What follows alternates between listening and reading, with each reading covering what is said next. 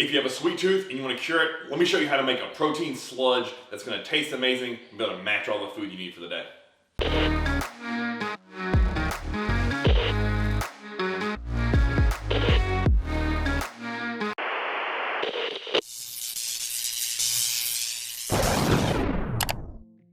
Step number one, we're gonna get a bowl here and we're gonna add 2 scoops of Granite Whey. I'm using the peanut butter flavor today.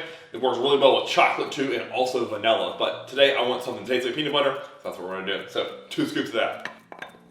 There's 1. And 2. The next step, this is the most important one of this meal, is adding water. So we start with little bits and we just continue to stir it, as you'll see. And then when it gets to like a pudding-like consistency, that's when we stop. Now, what you'll find is as you get more experiences making this, you might like it a little bit more runny, or you might make it like a more thick, almost like a fudge or thick fudge paste. So again, play with that consistency, how much water you add, and just keep stirring until you find the right amount. So start stirring, and all I'm gonna do is just add water here.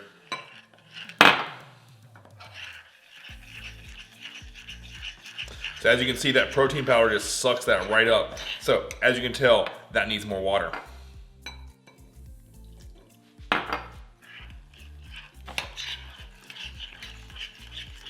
That looks like it's gonna be right at spot on. For the thickness I like.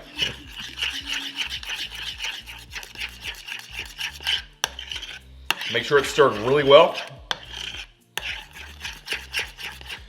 And as you can see, the consistency, nice and thick. That was right at 2/3 a cup of water that I had for the consistency that I like with 2 scoops of the Granite. If you use an isolate, you'll probably need to use a little bit less water. If you use a concentrate or a casing, it's gonna probably take a little bit more water. Because what you'll find is once we add the peanut butter, it's gonna naturally thicken up a little as well. For this meal, I get 24 grams of peanut butter, so let's measure that out.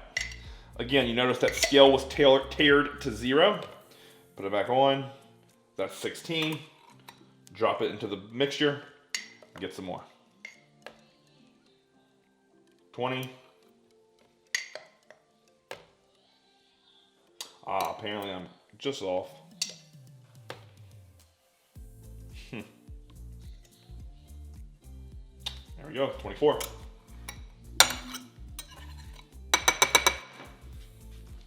Now we stir it together.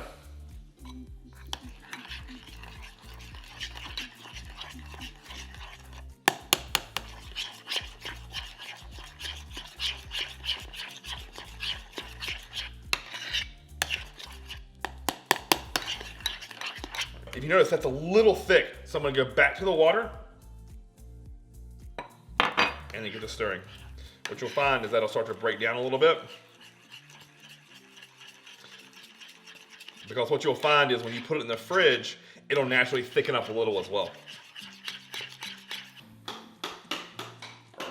All right, now the sludge is made, we're just gonna cover it and put it in the fridge. Now, I'm using Glad Wrap here, and that's solely because I lost and broke all the tops to these circular Pyrex containers. So it needs a little bit of Glad Wrap. Cover it up, and it'll go in the fridge. I like it just to be cold, so anywhere between 2 hours, or I've even left it in the fridge for as long as all day and ate it as my final meal.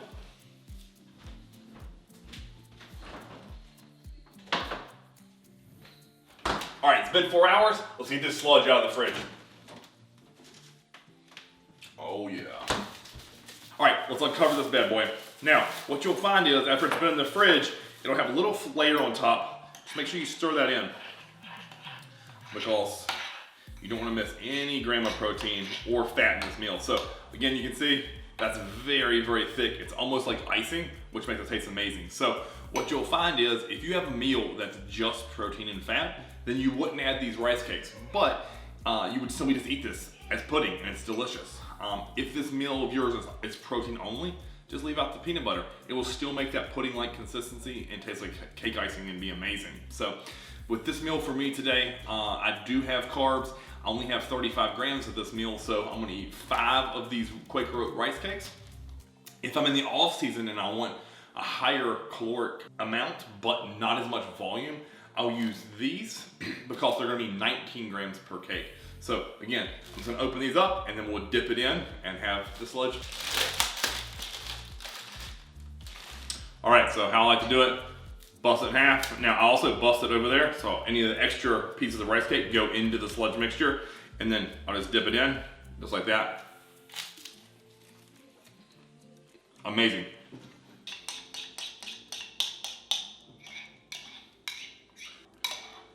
All right, final bite.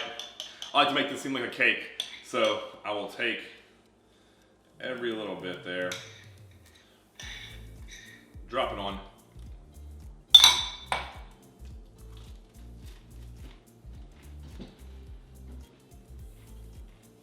Oh, that's so good.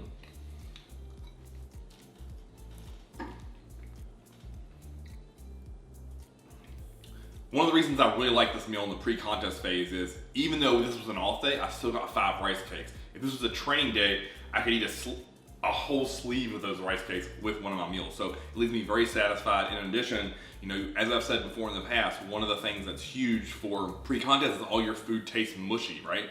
With those rice cakes, it almost feels like you're eating chips. And even though these don't have a lot of taste and flavor, when you add the protein to it, it makes them taste really sweet. So it's almost like a dessert. And this is a great pre-contest meal. This is a great off-season meal. It's very easy to take on the go too. You can pre-make 2 of these the night before and just take them to work with you. And then you have a sleeve of rice cakes, and it's very easy, very low maintenance in terms of prep and time. So if you're short on time, great meal. Also, if you're traveling, this is a really easy meal to have on the go. All you need is a container, a spoon, some peanut butter, a whey, and then rice cakes. And honestly, you can buy the rice cakes at any local store. So again, a great travel meal. It's very quick and easy to make, and it's very cost effective. If you enjoyed this, please make sure you like, share, and subscribe.